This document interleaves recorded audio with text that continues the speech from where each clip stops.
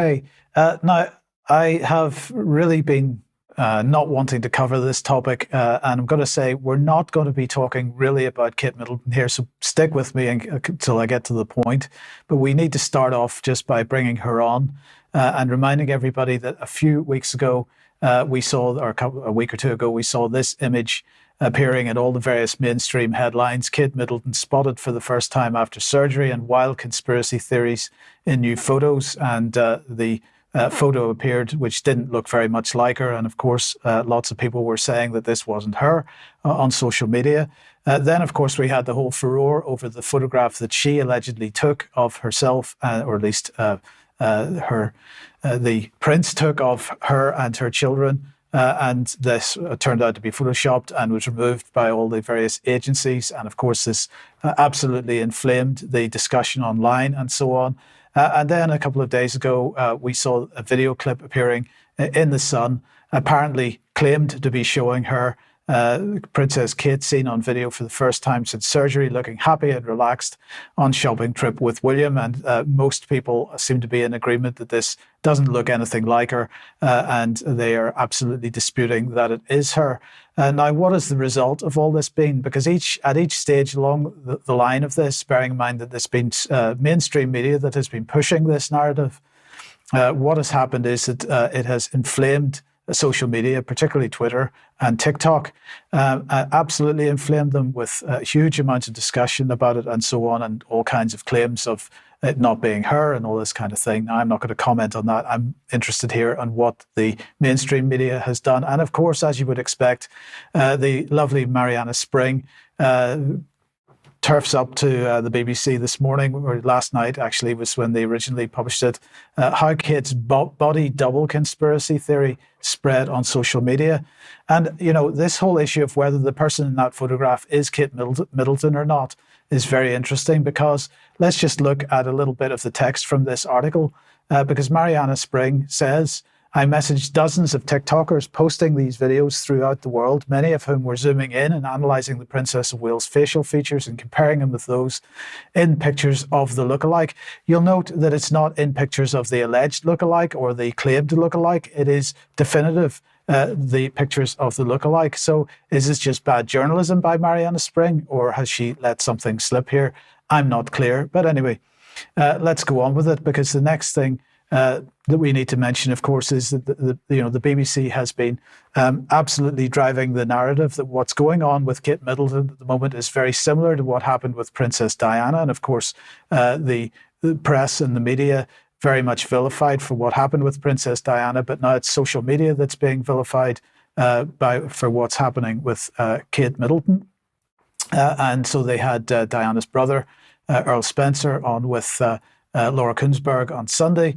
And then this morning, the news hit. It was claimed to be an exclusive by the Mirror that somebody has, perhaps driven by all this appalling behaviour on social media, has decided that they needed to try to find out what is really going on with Kate Middleton. And so there's been a security breach at the hospital that she was at, the London Clinic, and that somebody, a member of hospital staff, or more than one member of hospital staff, attempted to view private medical records.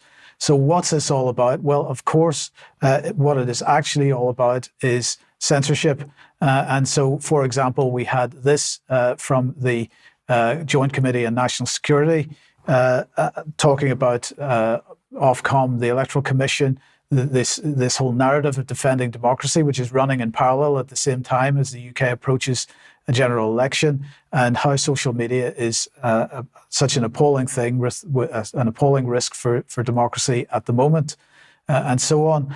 Now, what I'm saying here is that what we're witnessing is a psychological operation, that the mainstream press are doing things which are designed to instill a reaction in the general public. That reaction appears on social media, and that therefore justifies claims that social media needs to be much more heavily regulated, well, let's just not forget that this country absolutely has precedent for this, and remind everybody that in March 2020, the SPI-B, SAGE subgroup, were absolutely promoting the idea of the mainstream media exploiting fear in order to drive adherence to social media, to social distancing measures that the government was trying to push in at the time.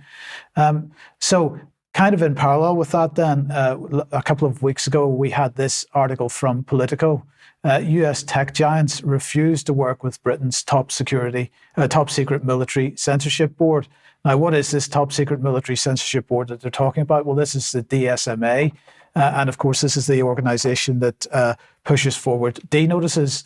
Now, DSMA Notice 1, a D Notice 1 is a notice which aims to prevent the inadvertent disclosure of information which would improve an adversary's knowledge and understanding of the UK's military plans, current operations and capabilities. And basically, this is supposedly a voluntary scheme that the mainstream media is involved with.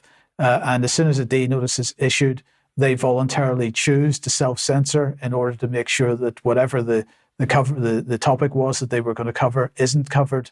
And it's really up to this organisation, DSMA, whether those notices are issued. But anyway, getting back to the Politico article here, this is what they had to say. Britain's Media Censorship Board is trying to woo big tech, but the Silicon Valley giants just aren't interested. Tech firms, including Google, Meta and X, have repeatedly spurned the secretive British committee in its mission to prevent state secrets spreading across social platforms.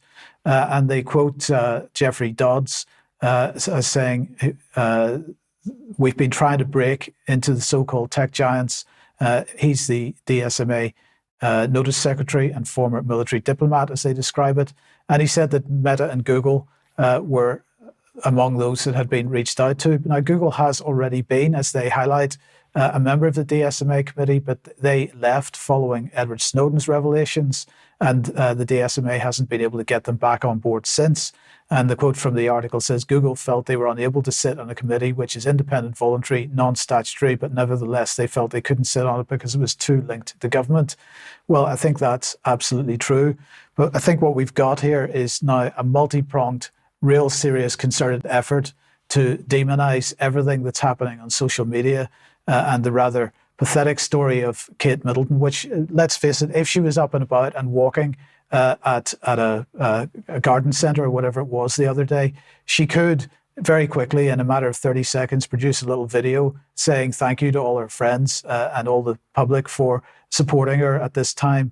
But that's not coming. All we've got in the meantime is speculation and the driving of this furore on social media. And in fact, if we get involved in that discussion, we're falling for the trap, in my opinion.